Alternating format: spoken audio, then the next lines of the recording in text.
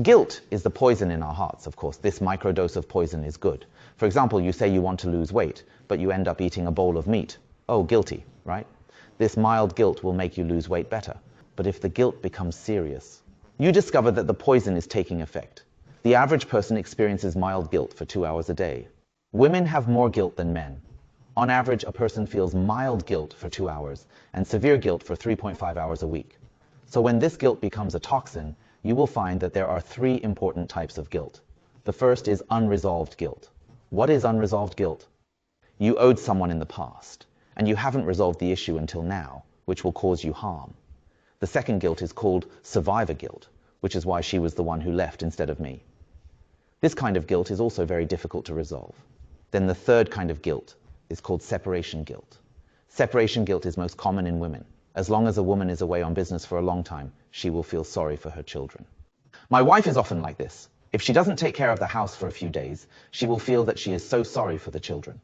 In fact, the children themselves may not have such serious feelings, but the mother will magnify this feeling. If you often feel that you are not taking care of your parents, it will also cause psychological harm. A very serious harm caused by separation guilt is self-condemnation. People who feel guilty will constantly condemn themselves, and this condemnation will also bring external harm, which is to hinder your interpersonal relationships with others. When you feel guilty all day long, people around you will be very annoyed, you know? You keep telling them every day that it would be better if I hadn't done that. Why wasn't I the one who died? You see, you keep talking about this. You live in this world all day. People around you can't stand it. Your friends can't stand you. Your closest relatives can't stand it. So it will lead to further severance of your interpersonal relationships with others, which is a very serious problem. So how to solve the problem of guilt? The first method is to learn to apologize effectively. Of course, this is based on the premise of being able to apologize. Many of us say, I will apologize, I'm sorry, I will never do that again. Sorry, this is not a true apology. A sincere apology contains 6 elements. Sometimes an apology cannot gain forgiveness from others because your apology is not professional. What is a professional apology? The 6 elements are: the first is to express regret. I regret the harm I have caused. The second is to say clearly that I am sorry. I regret what I did.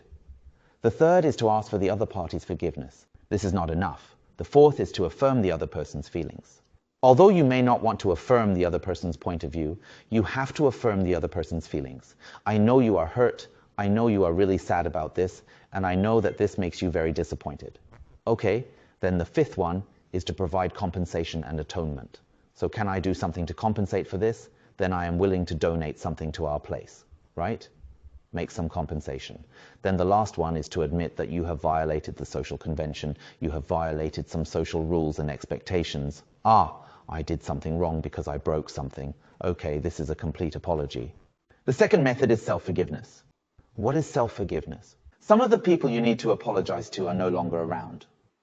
If you can't find someone to apologize to, or the harm was done to yourself, then apologize to yourself.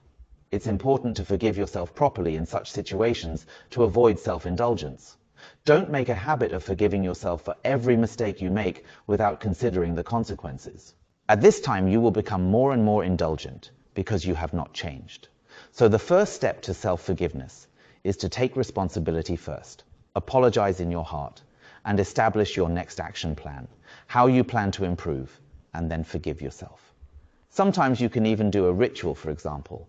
Write down a letter you want to write to the person who has left. Fold it into a small boat and float it on the river, or put a drifting bottle, or burn it, release a sky lantern, etc. Do a small ritual and say goodbye to the guilt of the past in your heart. Well, self-forgiveness has a therapeutic effect. For example, in the case of procrastination, there is a survey that shows that when a person can forgive his procrastination, he will become less likely to procrastinate, and his procrastination behavior will become less frequent in the future. However, when a person feels guilty all day long and says, "Why am I procrastinating again? Why am I always like this?" and criticizes himself all day long, his procrastination will continue.